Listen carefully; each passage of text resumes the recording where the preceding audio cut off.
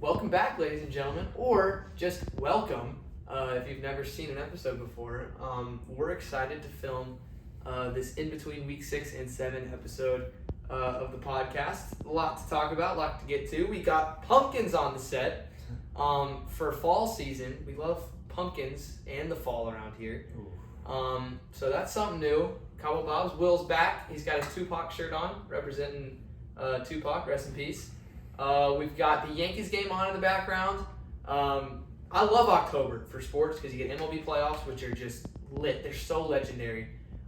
Peak college football, peak NFL, a lot of good stuff going on. Halloween. Lance is showcasing some SEC matchups that we're gonna get to. Texans walloped the Ravens 44-10, which was awesome. So I'm proudly displaying my candy red helmet. Bible's here as always. Jesus always in our midst. iPad, notebook here as always. We've got pretty much everything you could ask for on the set, ready to go today. And Schneider just flew out to left field. I'm hating on the Yankees right now, so I'm really engaged in this game. So I'm double tasking here. I do have a fun fact for you about the New York Yankees. Do you know who Camilo Doval is? He's a really, really good relieving pitcher. Was the closer for the Giants for a couple years. He was really, really good. Traded into the Yankees. Guess how many brothers and sisters he has?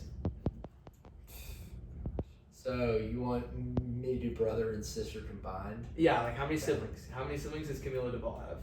I feel like it's going to be something outlandish. It's pretty outlandish. 17. He has 23 brothers and gosh. sisters. Isn't that crazy? Imagine having 23 brothers and sisters. That is. So I saw that stat today. I was like, that is the most insane family dynamic I could ever imagine. All directly related, like same genes. No, they're all come from the same father, but he has like 5 from the mother, and then like some of them are half. But apparently he keeps up with all of them through WhatsApp. So WhatsApp. I don't know. This is just what I read. I think this is Not just awesome. messages. He uses WhatsApp. I think that's spectacular. So we're gonna talk about college football today. I just want to throw that in there. That Camilo Doval has 23 brothers. Like that's just. I read that. So I was like, I gotta say something about it on the podcast today. I thought it was awesome. Totally rando. He's a really good player. But yes, week 6 was a lot of fun. Y'all already got to hear my thoughts on it. And by the way, that video has, I think, 200 views at this point. Really randomly has way more than all the other ones. So thanks everyone who clicked on it. I don't know why y'all clicked on that one. It was fun. I mean, I'm not complaining. It's just kind of random. But we have yet to hear Will's thoughts on all these matters. So he's gonna share his opinions on week 6 college football real quick. All right, yeah, it was a good week 6. There were some shockers, definitely, some things I wasn't expecting, and we kind of talked about that on the pod, saying, sometimes we, can get complacent with our predictions. Sometimes teams can get complacent, and then wham, huge upsets happen, and that's what occurred. And we will get to 11 o'clock window. I have nothing for you. I have nothing. I was expecting to have something from the 11 o'clock window, but nope, I have nothing I want to talk about. 11 o'clock window, you get 0 chalet. What about Navy Air Force? What about my Navy Air Force was a great game. I went back and watched those highlights, but I mean, come on, I'm trying to go quick here. I can't spend time on that one. Just disrespecting the big truth, man. Armed Forces game. Sorry, can't spend time on it. We'll start with Vandy, Alabama. Vandy, Alabama, I thought it was a great game. It was the premier game on ABC in the 2:30. Well, premier game on ESPN, I guess. Well, no, they had Florida, Texas. Well, man, 2:30 matchups were just great. But, this one was a very intriguing game. If you would have told me the way Vandy was able to get off to a quick 7-0 lead, and then go right down the field, get in the red zone, and then wham. Justin Jefferson makes a huge play, a forced fumble, and I believe it was Tim Keenan who jumped on it and recovered it, and that was really what turned the tide in this one.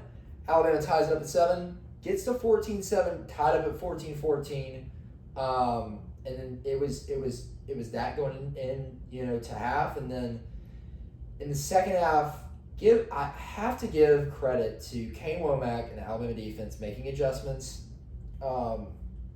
making plays as well, making adjustments. That defense was great. They've been phenomenal the past 2 weeks in the second half. Really, Alabama, I know they got a touchdown in garbage time, but have really had a great offensive system in the second half in these past 2 games, and they found a way to get the victory, and that's a lot of it was credit to their defense. If you would have told me 14-14, Alabama's not going to get a touchdown all the way to the 2 minute mark, I would have said, I don't know how much I lean in the favor of Alabama. That's the best way to put it. But Alabama found a way, made Diego Pavia think twice about a lot of things, and I think a lot of people are blaming Diego Pavia on this loss, and I just don't. I mean, he doesn't have the greatest athletes. He's going up against a great defense as well. It's just hard, man. It's hard to play against a guy like, or against a defense with the athletes of the caliber of Alabama. So I think Alabama, their defense deserves a lot of credit, and they got it for Ty Simpson. He's obviously established himself as a Heisman contender at this point.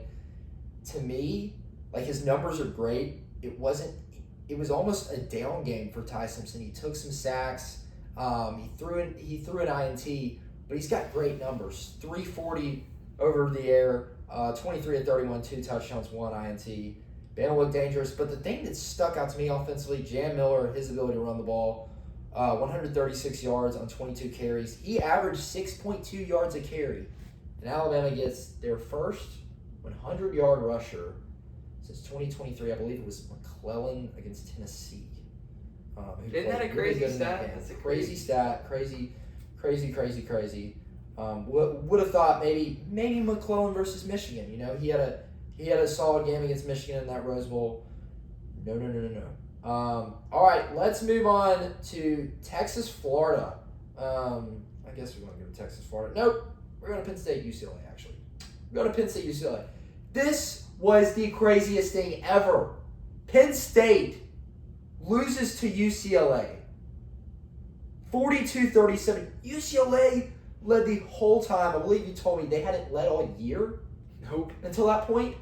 And think about who they played. They played Utah, UNLV, New Mexico, and Northwestern. Yeah. Didn't hold a lead for a single play. And they did not trail for a single time against Penn State. Absurd.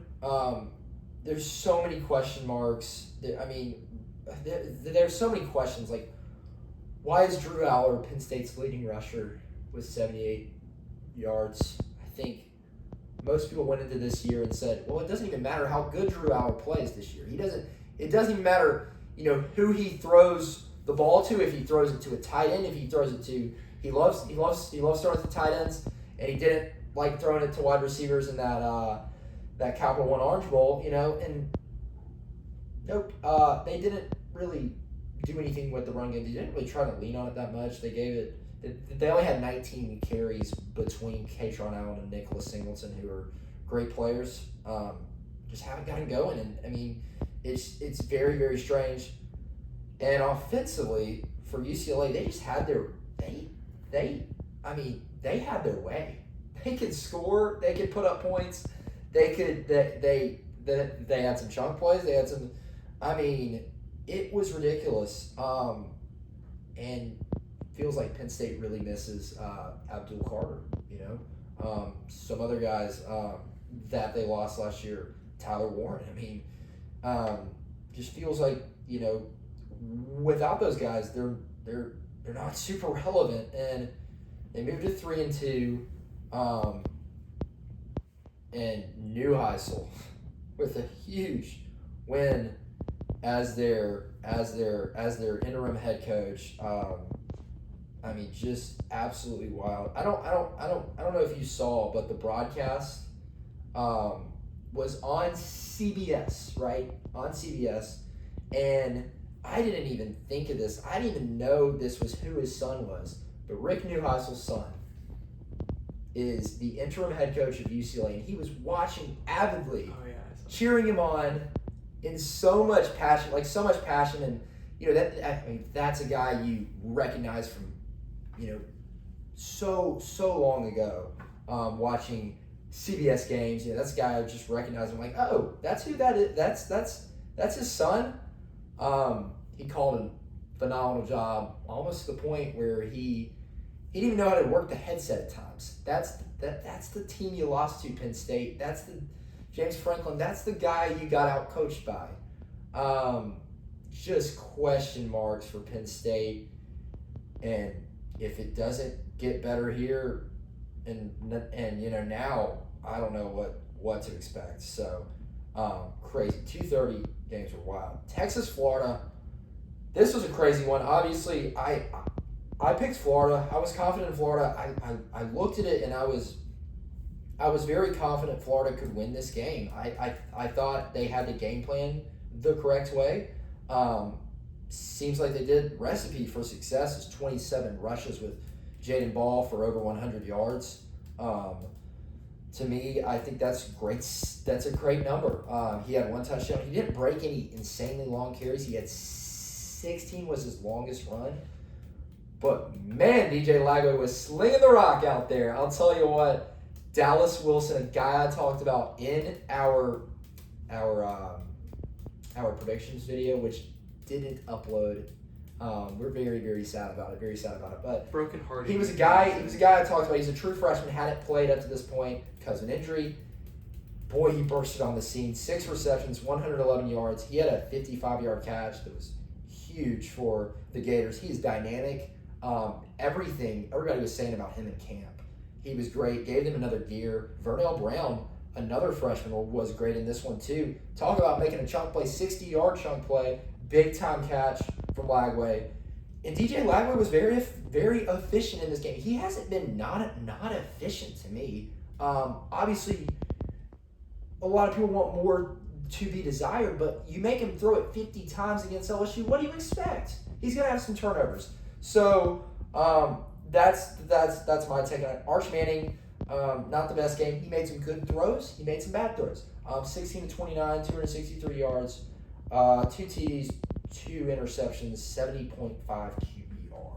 I don't know. I think it all has to begin with the run game. I think they gotta find a run game that they can lean on, especially in this one. The Florida secondary did a great job of containing Texas's wide receivers. Texas has some good wide receivers.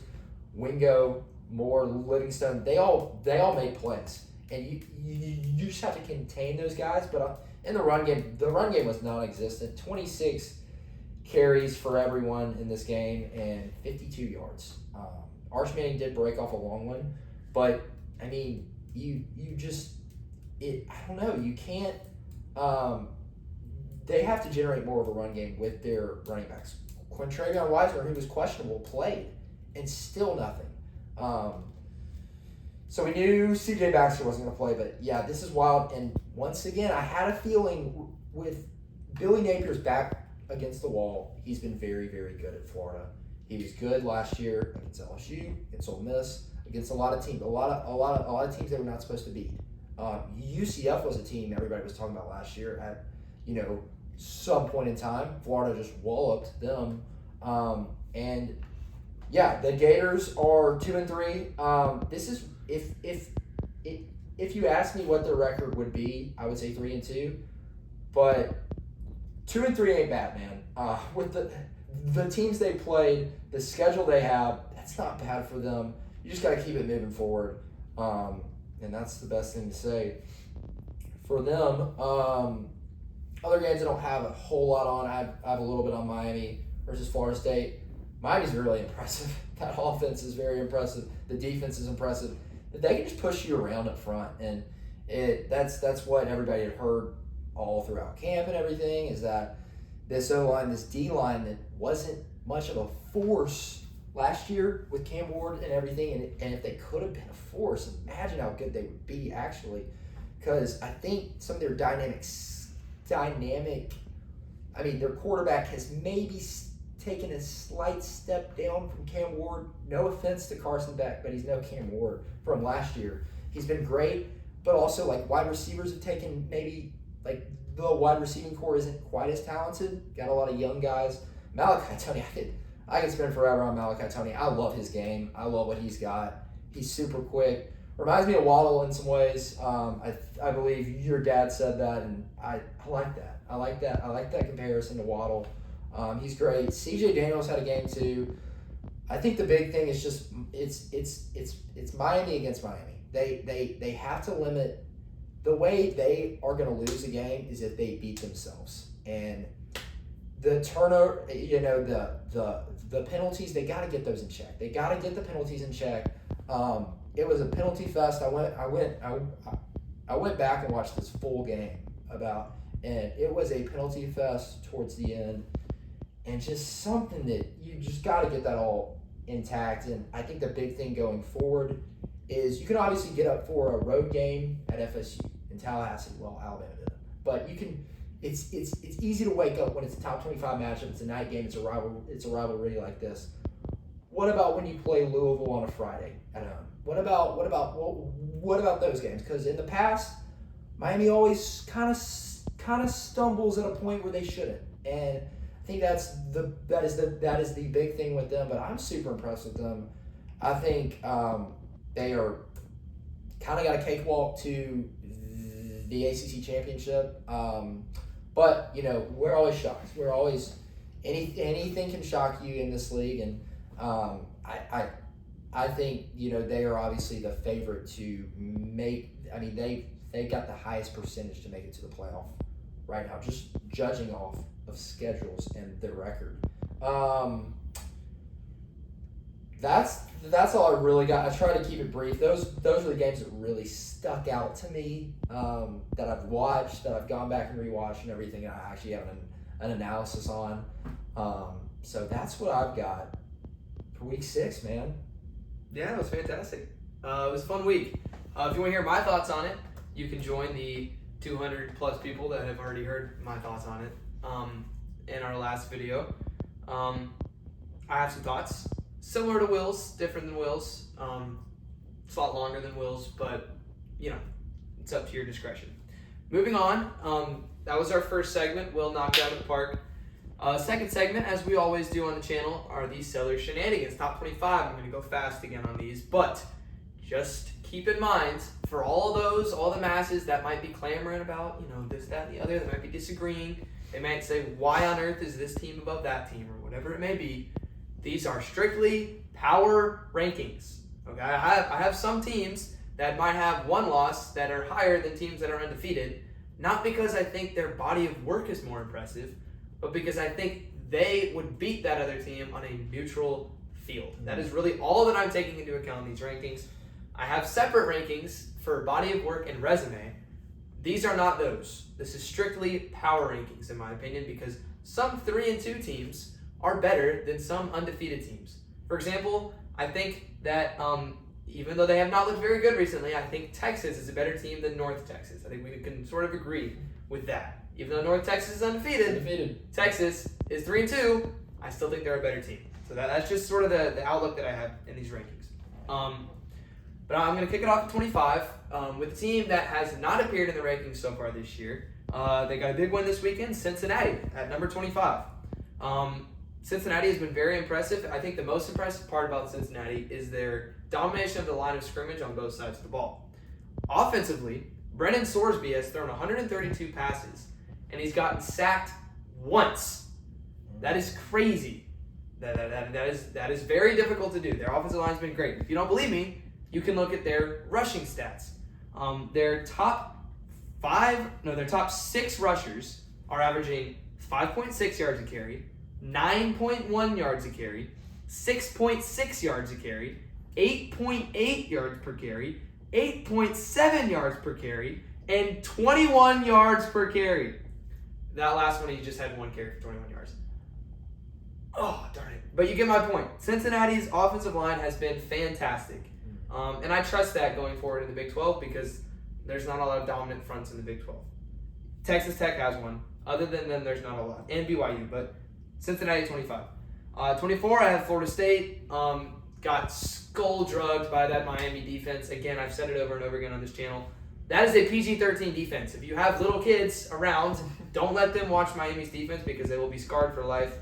You can watch Florida, Texas. You can watch Alabama, Vanderbilt. But once Miami comes on the field, put them in a different room. Make them watch Coco Melon. Turn on Netflix, turn on Disney Plus, whatever it may be. Don't let them watch the Miami defense. It's too scary. But Florida State, I'm sad that Tommy Castellanos threw the ball 45 times. That's all I'll say. At 23, I have a team that no one is talking about anymore because everyone's just forgotten about them. South Carolina, the Gamecocks, I still think are talented. I don't think they're one of the best teams in the SEC, but I still think they're good. They still have Lenora Sellers. He's a game breaker. They're last in the SEC in yards per game, but their defense is still solid. I still think South Carolina can make some noise in this conference by beating some of the higher-up teams. 22, I have Texas Tech. Dominated Houston. That's the one where everyone is probably like, why on earth do you have Texas Tech at 22? Everyone else has them in their top 10. I don't think Utah's very good. I know that that's crazy. I know that, that might ruffle some feathers. You might want to take a step back. I don't think Utah has a good offense. So Texas Tech really struggled in that game. I didn't like what I saw from them. I still think they're a little overrated, but I still think they're going to have a good year. I got Texas Tech at 22. Right above them. I don't hit that take. I mean, I think I would have Texas Tech a little higher, I think. Like, not nowhere near top 10. Number 9, I just think is crazy. Like, them over Georgia. I'm like, guys, it's a different league. This AP poll, like, the Big 12 and the SEC are different leagues. Georgia is in a different realm. I'm just gonna say that. I'm not trying to hypothetically say this team would win or anything. I'm just saying Georgia lost by 3 to Alabama at home. Alabama team is really good. To me, Texas Tech just hasn't done anything. I mean, yeah, good win versus Houston, undefeated up to this point, right? Were they undefeated? Texas Tech? Houston. Oh yeah, they were, but not anymore. I mean, so that's what I think. I don't hate them where you've got them. I will say with Texas Tech, I think their defensive line can compete with SEC defensive lines. Yeah, I mean, I'm not trying to hypothetically give a win. I just don't know why the AP poll has them over Georgia. Oh no, I mean, I would hypothetically pick Georgia to beat Texas Tech. No, yeah, but I do think we just don't know. My doubts for Texas Tech. I am really impressed with the talent they have. I think they have SEC level talent. I just don't trust their offensive coaching. That's my only take. I think they put Baron Morton in uncomfortable situations. I don't think they can run the ball as well as people might think they can. But I think they can compete with a lot of SEC teams. I have them ranked higher than a lot of SEC teams. At 21, I have BYU. They're undefeated. I think BYU's defense is so good. I think they're so well coached. Their front seven is big and their linebackers are athletic and they know how to play football. But they can stop the run, they can run the ball, they control games. I really like BYU. I think they can make some noise in the Big 12 once again. And right above them, I have the team that I think is the best team in the Big 12, and that's Arizona State. I thought that at the beginning of the year. I think it's really close still. I think a lot of people are saying Texas Tech's a clear favorite and everyone else is kind of second tier. I think there's a clear top tier in the Big 12, and it's BYU, Texas Tech, Arizona State, and I think those 3 teams are really, really close, but they're above the rest of the Big 12. I think Arizona State is the best coached team in the Big 12. I think they've got a lot of talent and they have an identity, and they're really good on third down. So I like Arizona State. Levitt can deal on third down. Yeah, he can. And Jordan Tyson's scary, spooky receiver. At number 19, I have Vanderbilt, and a week before I had him at 17. So when you lose, I really don't drop you that far because guess what? This was the expected result. We both picked Vanderbilt. I think Vanderbilt should have lost that game by 9 points. I think the last touchdown was just kind of like, okay. So that's I'm looking at the score as 23-14. I think that's what more of the game represented. Call timeouts, we run up the SCO. When you come to Tuscaloosa, you call timeouts, we run up the SCO. That's all I gotta say.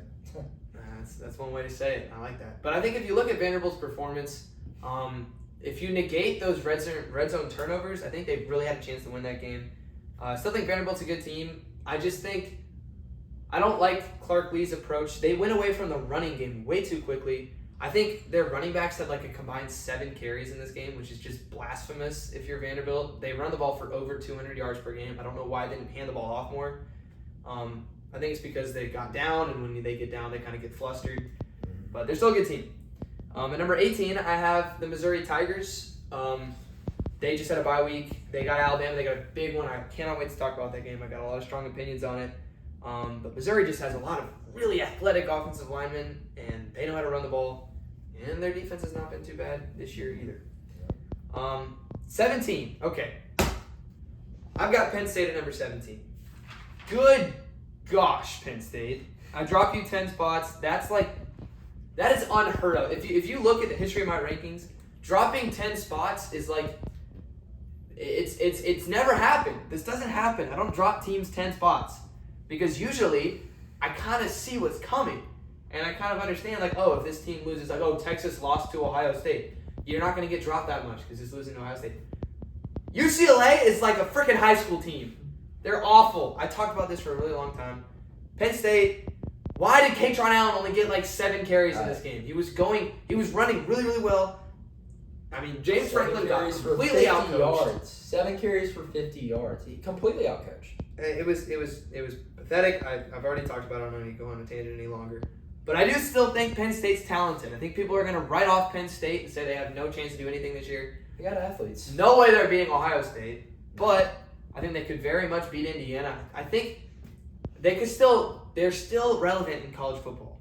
I respect the A people for dropping them out of the rankings. I would have done the same thing. They're not ranked anywhere close in my resume rankings. But power rankings-wise, I still think they have a lot of talent and that they can still beat some teams. But get it together. Gosh, this year, there was so much emphasis on this year. You were supposed to be so good. You were number 2 preseason. Not only in the AP poll, but in my poll, I had you at number 2. You had him at 2 also? I had him at 2. Goodness. Run the ball. I'm sorry, Penn State. And the Yankees are winning. It's just like stacking on my anger. Yeah, Penn State at 17. And at number 16, I have a team that has a worse record than Penn State. I got Florida, still at number 16. All those people, giving up on Florida, no one's talking about, fire Billy Napier. I never dropped Florida below 18, okay? Because if you give almost any team in the country Florida's schedule, you're going to get similar results. Now, that loss to South Florida is bad. I will admit, the loss to South Florida is very pitiful. If they had won that game, this would be a much different season, and this Billy Napier would be talked about much differently. But with Florida, the things that impress me most are, A, the defensive line. They were nasty. Texas, left guard was like Jack, our roommate. It could have been. Florida was just shredding. What do you mean? Shredding the guards. Couldn't block air, is what I mean. But Jack can block. He can't block air. He can serve Chick-fil-A. He's a great roommate. He can serve great Chick-fil-A, but he can't block air, and neither could Texas's offensive line. And part of that, you got to give some credit to Florida. Their front seven dominated. Sark took one look at the Florida front seven and said, nope, I'm not going to run the ball. That's what Sark did. To run the ball. I agree, Dallas Wilson. If you know football, you know that it just absolutely changes the game when you have an X receiver that you just can't guard. And that's what we have with Dallas Wilson. He made this one play where he literally just on a streak route, stiff-armed a Texas corner to the ground, caught the ball and broke 2 tackles and scored. It was so awesome. He's nasty. Freshman, by the way. Goodness gracious. Freshman. Hey, I got something else on Florida. Okay. I mean, I don't think people realize this. They could make the SEC championship. They have one conference loss. Everybody's just written them off, and it's like, I mean, is it likely to happen? I don't know. They have a very tough schedule, but they could make the SEC championship. They have one conference loss, and it's the LSU. I mean, I think Florida can still beat anybody. Yeah, I think they're talented enough. I really do.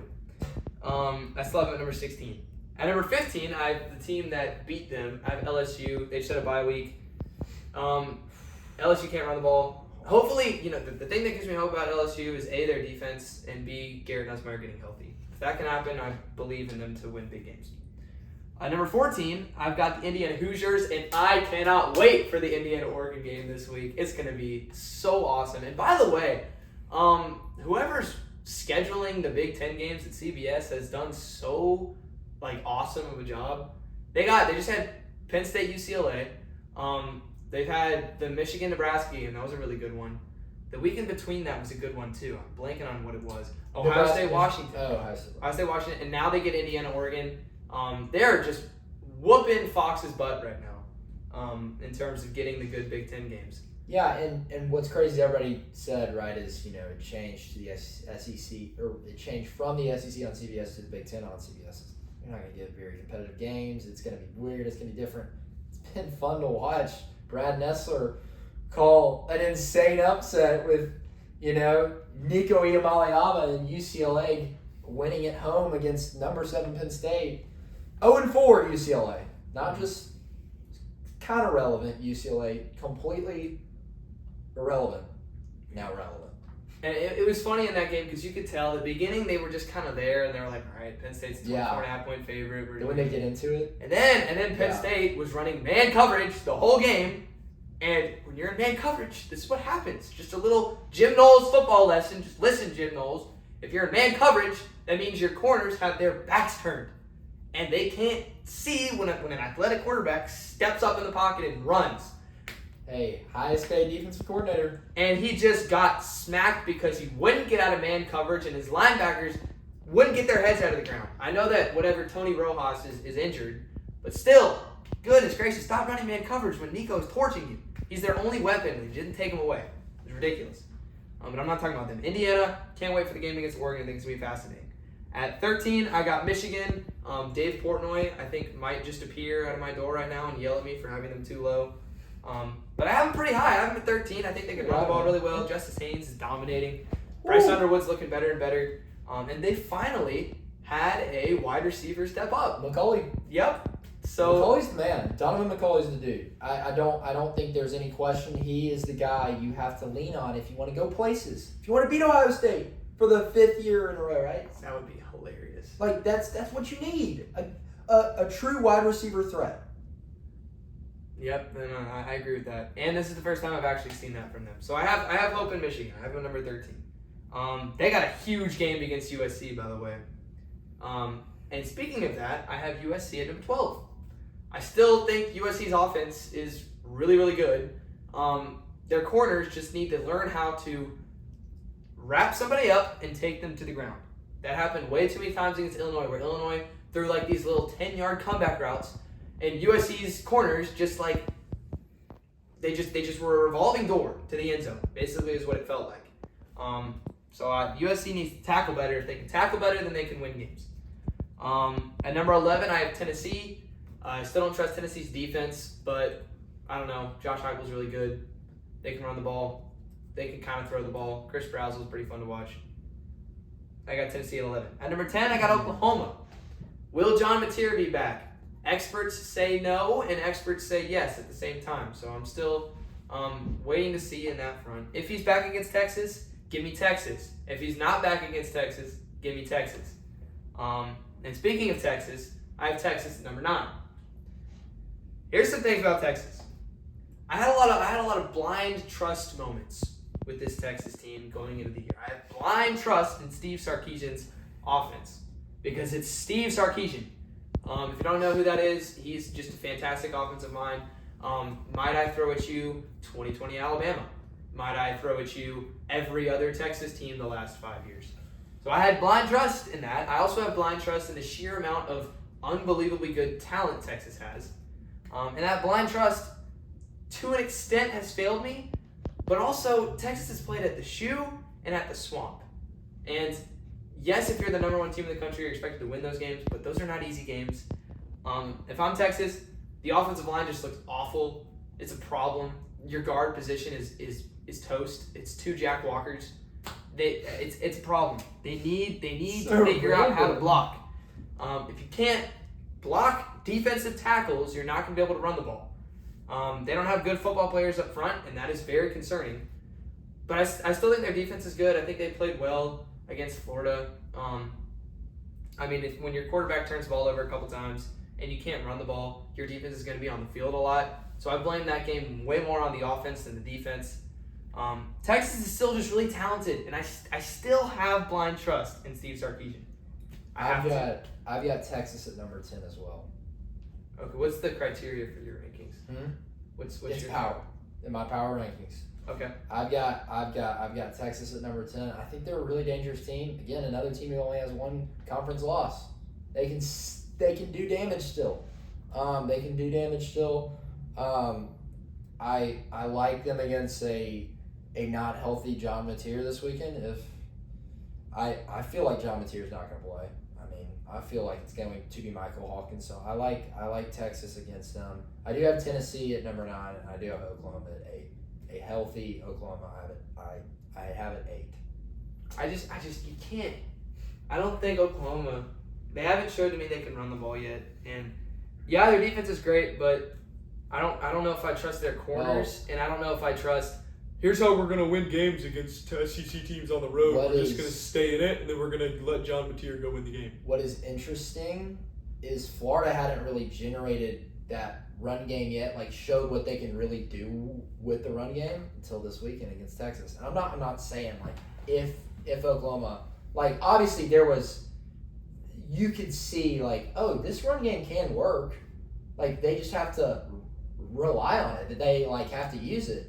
With Oklahoma, they haven't had it all year, but that is something to watch for. If this game just happens and like Texas, randomly just cannot stop the run just like Florida. We'll see. I don't know. I think it's not like Florida ran the ball for 300 yards. No. I mean, they just gave Jaden Ball the ball more, and he averaged like 4 yards. He didn't break off big runs. It's just he generated 5 yards a carry, 6 yards a carry, 7 yards a carry. Just drives you crazy as a coordinator. I don't know. I think Texas still has a good run defense, but I don't know. Oklahoma, I was the biggest Oklahoma supporter going into this year, and I don't like their corners, and I don't like their ability to run the ball. Anyway, number 8, I have Ole Miss. They went from number 8 to number 8, I believe. No, they went from number 9 to number 8. They jumped Penn State. Ugh. Sorry, Penn State. Y'all don't deserve that. Or maybe you do because you lost to UCLA. Anyway, I have Ole Miss at number 8, 5-0. I love how much trust Lane has in his receivers one-on-one. I think it's so fun to watch. I love that they have an identity. Like what Lane tries to do is he spreads you out, and then he runs the ball until he gets a first down, and then he goes hurry up and he throws screens or he throws one-on-one shots down the sideline. It's so fun to watch. This Ole Miss offense to me is so fun to watch. Not to mention they have Trinidad Chambliss, who's so explosive, and I trust him on third down to make plays with his legs. It's so hard to get off the field when you have a quarterback like him that can make plays on third down. I don't know how much I trust their defense yet. Their defense looked good against an LSU team that can't run the ball and has an injured quarterback. But will that hold up against, Georgia on the road? We'll see, because it didn't hold up against Arkansas. They kind of got lucky to win that game. Right. So I think a lot of people are still saying Ole Miss is like one of the best teams in the SEC. They are, but they're not like elite, at least in my opinion. I've got them at 7. I'm impressed, but got them at 7. I just don't trust their defense yet. At number 7 is the defense that I have a very complicated relationship with. A&M. Texas A&M. I got A&M at number 7. What I liked so much about A&M last week is that they did what they're supposed to do. They ran the ball for nearly 300 yards, and their defense it was a good game. Their defense did okay. They only gave up like 172 total yards. It was okay. I still think gave up 172 total yards. Listen. I don't trust Marcel Reed because Marcel Reed, he can make plays, but Marcel Reed in his best game this year was 17 for 37. I still can't get that stat line out of my head, and I still can't get turnovers against Auburn and Mississippi State out of my head. I don't trust Marcel Reed. I know these wide receivers are great. I don't even really know if they're that great. I don't trust the A&M offense to throw the ball very well. If you get stopped in the run game again, I don't trust A&M to make plays. Where they can make plays, I just think they turn the ball over too much in there. I see Marcel Reed with the ball, and I get scared, and I don't like that. That's not how I am with Gunnar Stockton and Ty Simpson and Joey Aguilar's kind of wild. Jordan Mailata. I don't Dante get Moore. scared. I don't get scared when I see these people with the ball. With Marcel Reed, I'm very scared, and then I have to rely on the Mike Elko defense. So Yeah, I think A&M's just a wild card. Haven't quite seen enough from them yet, and when they play, let's say they play in Oklahoma, they play in Ole Miss. Like, what's gonna happen? When your back's against the wall. Marcel's impressed me at times, but he's just all over the place. You don't know what type of Marcel Reed you're gonna get. They with the positives, they can run the ball really well at times. When you can't, you have to rely on Reed, and he's a wild card, and you don't know what you're gonna get from him. So I don't like that, but their defense is nasty. In my opinion, it's put together. They got some dogs. So I've got them at 6, one spot above where you have them, 7. I still think A&M should have lost to Notre Dame, but whatever. A&M just didn't have a defense in that game. But their corners were so bad in that game. Their secondary was horrendous in that game. If they had a secondary, could have. Good point. They let up so many chunk plays. At number 6, I have a team that a lot of people probably have at number 1, or at least in the top 3. But I have Miami at number 6. I don't know. I think Miami's elite. Like, top 6 is elite. I'm not saying Miami's garbage. I'm not saying they're overrated. Yeah. I have a number 6. I think they're a great team. That defense again, the tenacity they play with, their ability to just. There's one thing to have talent and there's one thing to have passion. Miami has both. Defensively, I think there are barely any defenses I trust more than Miami's defense. Offensively, I have a couple concerns. I'm worried about Carson Beck turning the ball over still. Same. And I'm worried about their explosive run game. I know they can run the ball for 4 yards to carry because Mark Fletcher's a tank. I don't know if they can generate very many explosive plays from the run game. If they're just relying on Malachi Toney and CJ Daniels, that's fine because they're so good. But I don't know if relying on Carson Beck is the best thing in the world. I still don't think he can make great throws. He can make great plays. He can go win games for you at times. But at other times, he throws 3 interceptions. For sure. I'm the same way with Miami. I have them a little higher just because what they've shown, their resume, everything. Like, I'm impressed. And I don't think they're going to have to have their A game in some of these games. Now, you obviously got to show up. Penn State didn't show up. But, like, at home against the Stanford Cardinals, like, they can have their C game and win that game, You've been listening to this Josh schedule, Payne, haven't you? like, this schedule is just so, like, I don't know. So, I've got them at number 3, but I agree with everything you said. So, like, I think when they play against an Alabama, could we see some Carson Beck turnovers? Yeah. When they play against the Texas A&M, could we see some turnovers? Yeah, maybe. So that's my thought. But in the trenches, they're put together. Mm-hmm. You definitely been listening to some Josh Payne. I heard that exact Josh Payne take earlier. And I agree with it 100%. I don't think you have to show up against some of these teams on your schedule and you can win. I do think at SMU is an interesting one. Everybody's written off, the Mustangs. They can score, and if Carson Beck turns it over a couple times, their defense isn't the greatest, but we'll see. So We will see. I've got them at number 3. What you got at 5? Right, 5? Yes, this is very interesting. At number 5, I have Notre Dame, a team that lost to Miami and Texas A&M, who I have at number 6 and number 7, respectively. Notre Dame, I think, starting a freshman quarterback is a team that's going to get better and better the more and more they play, and I think we've seen that. I think their offense is so good. Their run game is so explosive, It's so, like, anything on any given carry, they can break off a 30-yard gain. And then their wide receivers are so dynamic, and Marcus Freeman just knows what to do with them too. It's so great to watch. And CJ Carr is one of the best quarterbacks in college football right now. He's leaps and bounds better as a passer than anyone Marcus Freeman has ever had. And my number one concern with Notre Dame was the defense. Last 2 games, they played against Arkansas and Boise State. Arkansas was tearing it up on offense. They scored over 30 points in every game they played. They played against Notre Dame, 13 points. In Arkansas, by the way.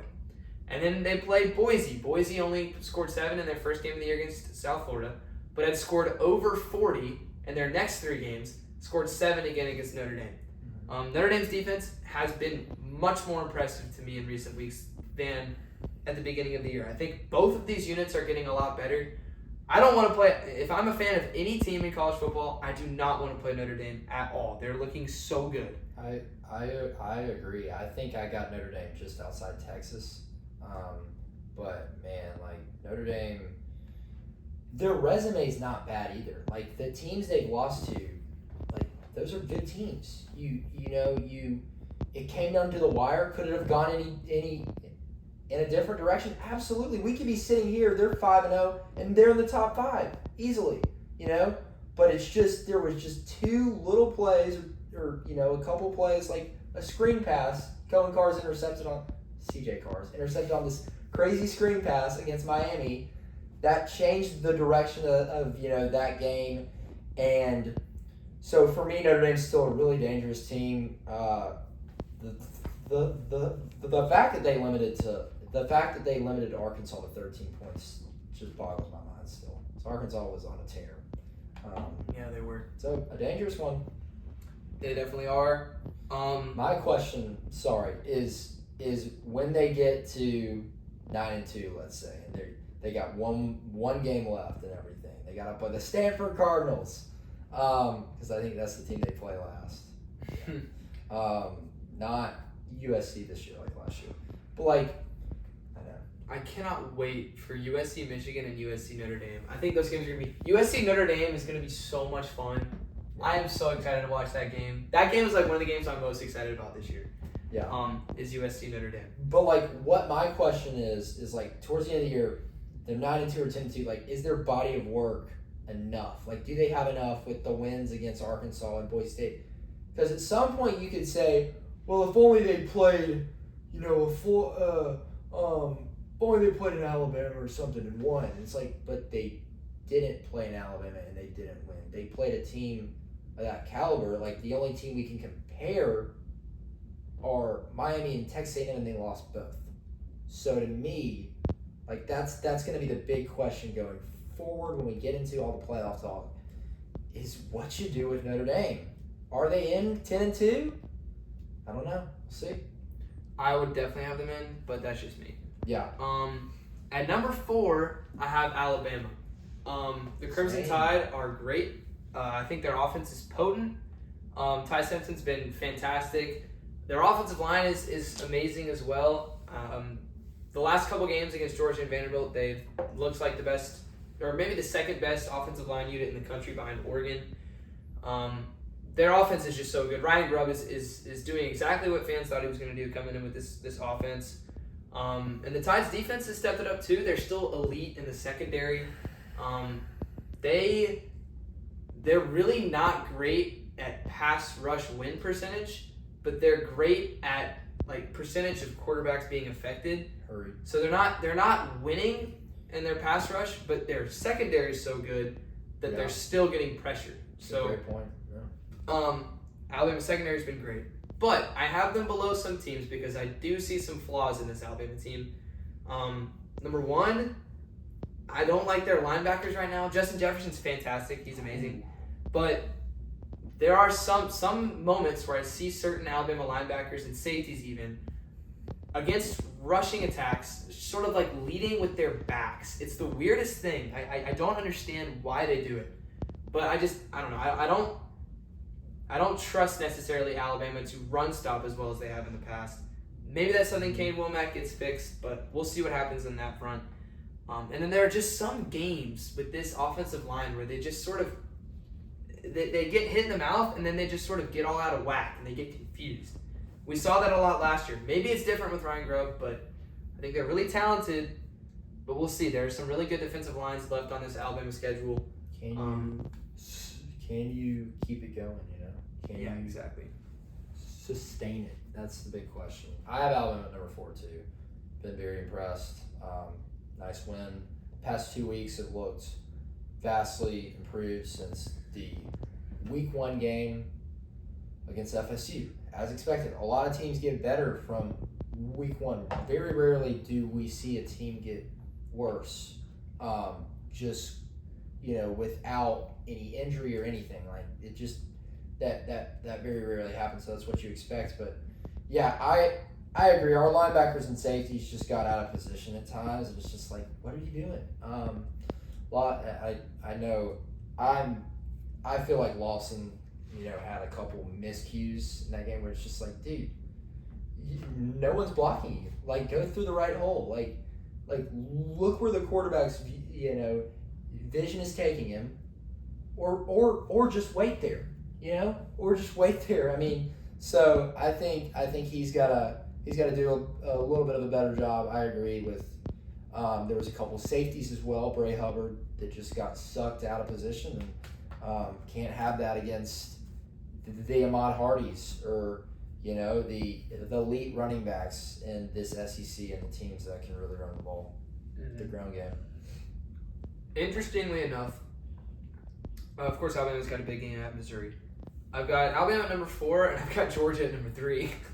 I've got Georgia at 5. I mean, I think Georgia is still a great team. I think they're so well coached. Their talent profile is so impressive.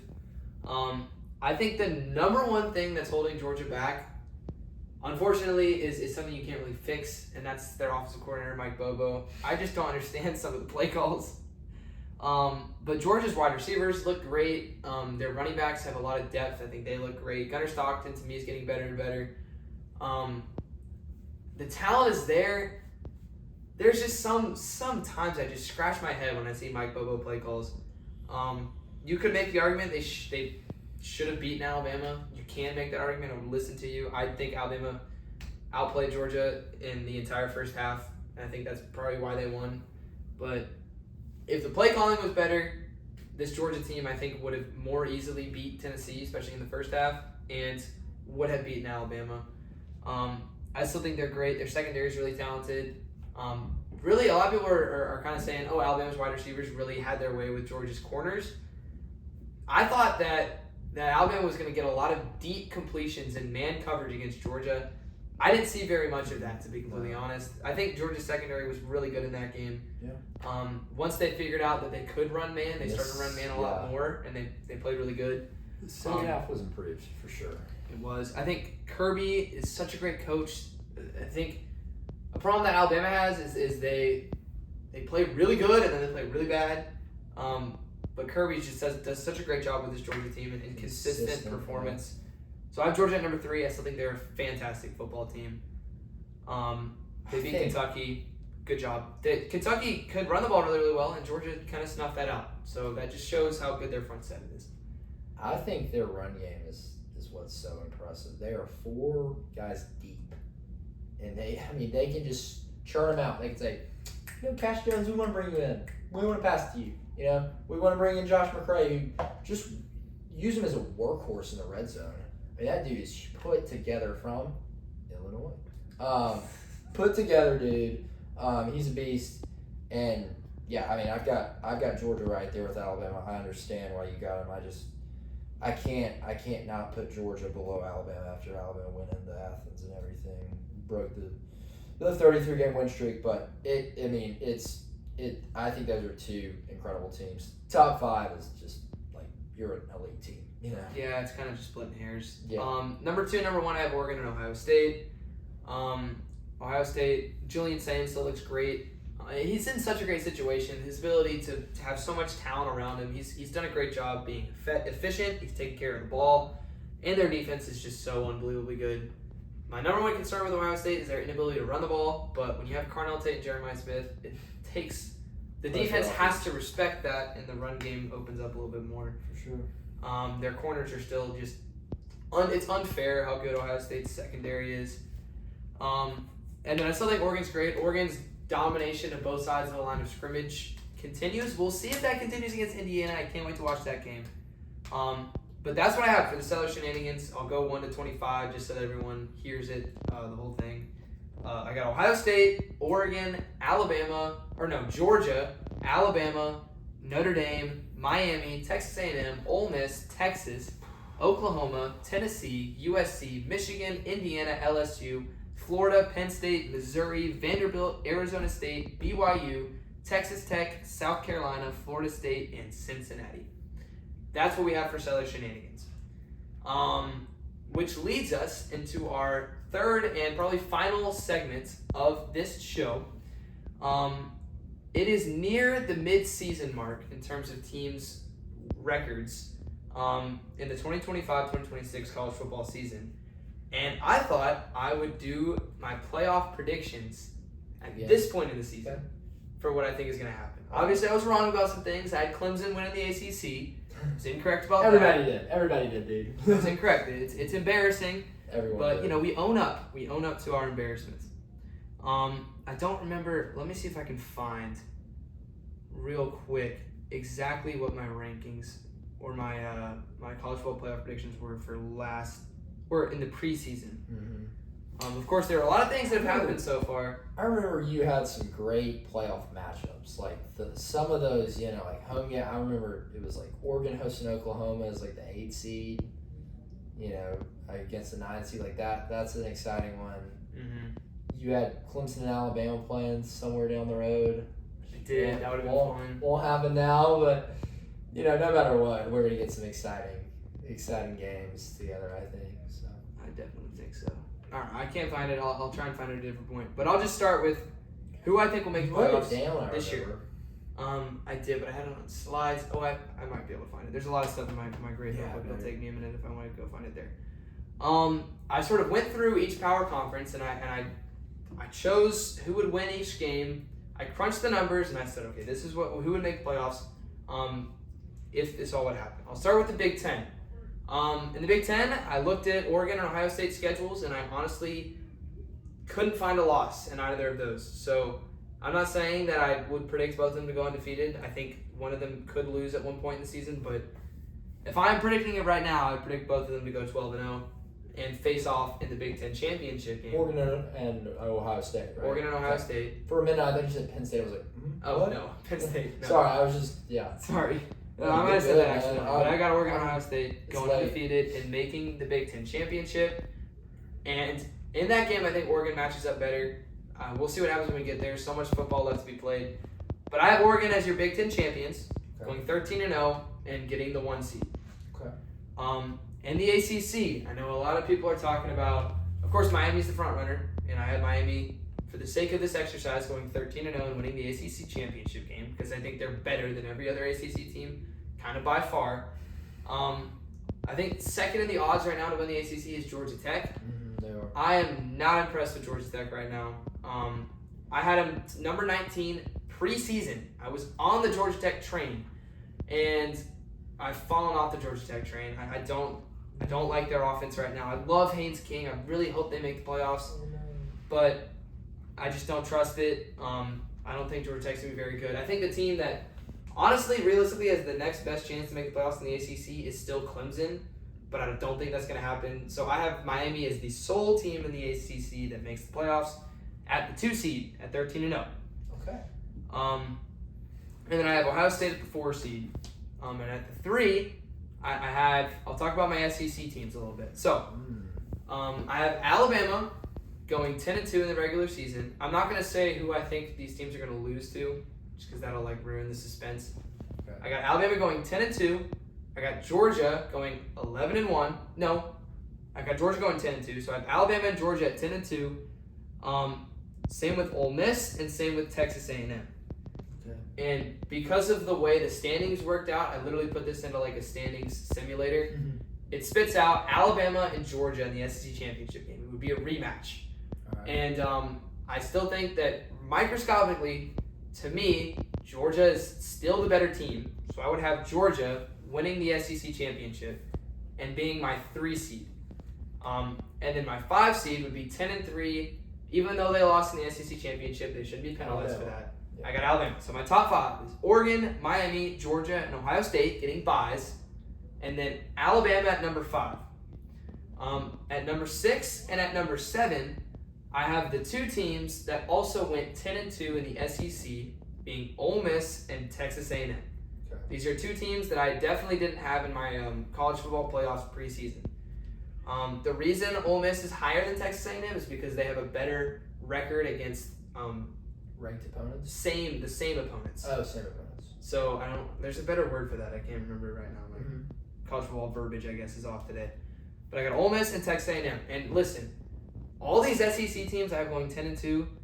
There's no way that this is all going to happen because there's going to be a crazy upset. There's going to be when Florida beat Ole Miss last year, or when there's going to be something that happens, like Arkansas beating Tennessee. But this is just what I am predicting to happen. Basically, what I'm trying to say is, would I predict what I predict to happen? No, which is confusing, but is what I would say.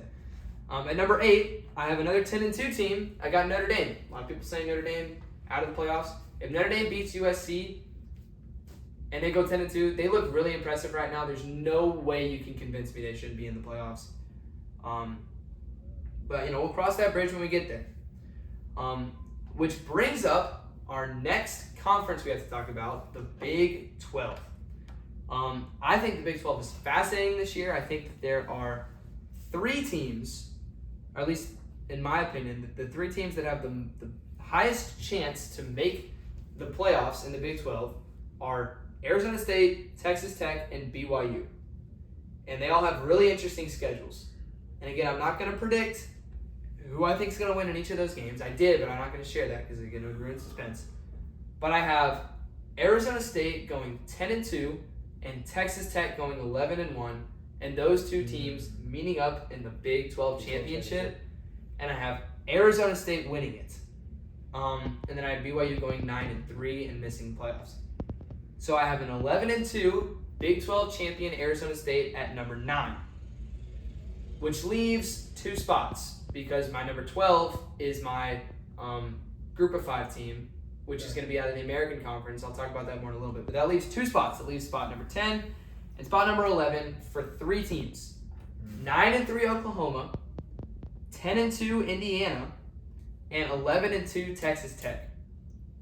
And because of quality of win and quality of loss, I have Oklahoma 9-3 at number 10, Indiana at 10-2 at number 11, and 11-2 Texas Tech missing the playoffs, which would cause some outrage, but that's just what I have. Yeah. Now to talk about my number 12 team, my group of 5 team, my American Conference team. The American Conference is going to be so much fun this year. I am so excited to watch some of these games. There are 5 notable teams in the American Conference to pay attention to. First of all, Memphis. They're undefeated. They've beaten Arkansas. They just walloped Tulsa. They look like a really, really good team. Memphis, I'd say, is the front runner right now. Right. Behind them, I would say the second best odds is South Florida, a team that went into the swamp and beat Florida, and they lost on the road to Miami. But are we really going to blame them that much for that? And they've smoked their last 2 opponents. South Florida still looks great. They have the best quarterback, I think, in this conference. So South Florida still is an awesome team. And South Florida plays on the road at the next team I'm going to talk about this Friday night, North Texas. Mm-hmm. They are 6-0. Scratch that. They're 5-0. But this is a huge game. I mean, they've beaten Washington State and on the road at Army. North Texas had a pretty good year. So that is a huge game. I cannot wait to watch that game this Friday night. Also, a team that I haven't mentioned yet that also has some big wins this year, Tulane. For those that are unaware, Tulane beat Duke. Duke has looked really good this year other than that game and the Illinois game when they turned it over 5 times. But Tulane, as Jake Retzlaff is still there at quarterback, he's great. They can still make some noise. They're so well coached. Tulane's awesome. Which leads us to our last team, the team that I will be cheering for no matter what. The Navy Midshipmen are still undefeated. They're my preseason pick to win this conference and make the group of 5 spot. I still hold true to that. I still have Navy making it. You do. I do. I think this run game is so awesome. This is more of a I'm cheering for it to happen than I actually think it's going to happen. I mean, but out of those teams, so Navy has Temple this week, and then a bye, and then Florida Atlantic. So they should be, that would be 7-0 going into their last, 8-0 going into their last 4 games. And their last 4 games are at North Texas, at Notre Dame, South Florida, and at Memphis. okay. Cannot wait for that stretch. American football is going to be so much fun in the month of November. So just stay tuned. Any of those 5 teams could make it, and I would not be surprised. I really hope that the group of 5 team that makes it is from the American Conference because I think it's going to be so much fun to watch. I've got Navy just because I really hope it happens. Hey, nothing I wrong do with too. that. Hey, So- I mean, let's be real. You probably didn't predict them to win against number 5 no matter what, you know? Yeah, I mean, against any. that's So- a good point because number 5 is Alabama. So Oh, yeah, it is. Okay. so Navy has to go on the road to play Alabama. Okay. Shocker, I'm going to pick Alabama to win that game. But that leaves a lot of other interesting matchups. So my 6 versus 11 game, I've got Indiana, I got the Hoosiers, I got Kurt Signetti going into Oxford to take on the Ole Miss Rebels. How fascinating of a coaching matchup is Kurt Signetti against Lane Kiffin? I would love this game so much. I'm really glad it worked out that they would play each other. Social media would have a field day. It would. This game would be awesome. I would take Ole Miss to win, but I think it would be a really fun game. Sure. Moving down a little westward to the great city of College Station, Texas, I have the 7 seed Texas A&M Aggies hosting the Oklahoma Sooners, an old Big 12 rivalry. I think this would be an awesome game, sort of a rivalry renewed. These teams haven't played yet in the SEC. So Texas Tech and A&M? Texas A&M and Oklahoma. Sorry, I just completely... It's okay. Texas A&M hosting Oklahoma. Gotcha. I would have Oklahoma winning this game, but I think it could go either way. It's too early to predict something like that. This is just for the sake of the argument. All right. But that would be a great game. I could not wait to watch that game. And then my 8 seed hosting my 9 seed would be Notre Dame hosting Arizona State. That would be another fun game too. These are all really fun games. And I would take Notre Dame to win, which would set up in this format these 4 games. You would have Notre Dame against Oregon in the Rose Bowl. That would be epic. You would have Oklahoma versus Miami in the Orange Bowl, basically a home game for Miami. That'd be really cool too. We haven't seen that matchup in a while. We would have Ole Miss versus Georgia rematch in the Cotton Bowl. Okay. And we would have Alabama and Ohio State in the Sugar Bowl.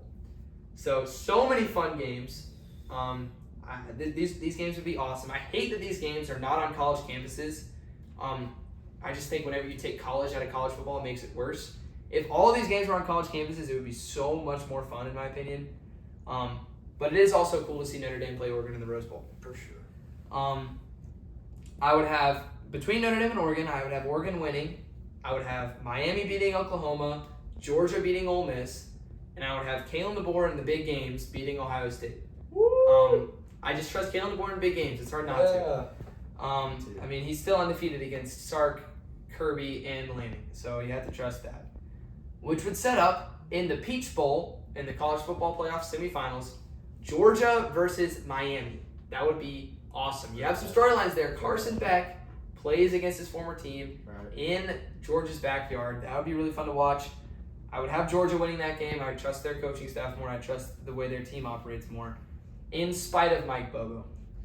And then in the Fiesta Bowl, you get Kalen DeBoer versus Dan Lanning, and I cannot wait for this matchup if it happens. But I do think that Oregon wins this game. I have Oregon taking down Alabama. Dan Lanning finally conquers Kalen DeBoer. And I would have Oregon and Georgia in the national championship game, and I would have Oregon winning it all. But this is very speculatory. Just to say it again, my college football playoff predictions, as of right now, Oregon, Miami, Georgia, and Ohio State getting byes. Alabama, Ole Miss, Texas A&M, and Notre Dame hosting college football playoff games. And Arizona State, Oklahoma, Indiana, and Navy going on the road. This would be a lot of fun. I hope that this happens. Obviously, it's going to look way different because there's going to be upsets. Things are going to happen that we can't predict. But this is just a fun exercise. I'm really excited for the rest of the season. Even though it's almost halfway done, we still have so much more left. And I cannot wait to watch the rest of it. And just a little slice of my resume rankings real quick. This is what I would have as a college football playoff if the season ended today. This has nothing to do with power rankings. It's who you've beaten. I got Miami, Oregon, Ole Miss, Illinois, Ohio State, Texas A&M, Oklahoma, Alabama, Georgia Tech, BYU, Indiana, and Memphis in the playoffs if the season ended today. Obviously, that looks a lot different than the playoffs I would project to happen. It's just because this is not power rankings. This is just resume rankings. I know that's a lot of information, but it's just fun to think about. And that's what we're doing this college football season. We'll have our next episode will probably be our Week 7 predictions. There's going to be a lot of fun games to talk about in Week 7. It's going to be a heck of a week. Lance has been previewing it the entire time. Kansas at Texas Tech, man.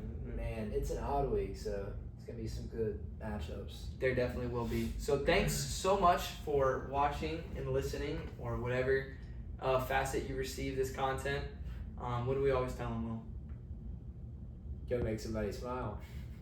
That's right. Bring God's light to people in your world. Everybody needs love from one another and love from God, and just don't give up hope. Don't give up faith. No matter what position you're in, there's always someone there for you, no matter what. So thank you for listening. God bless, and we'll see y'all later. Have a great night and a great week.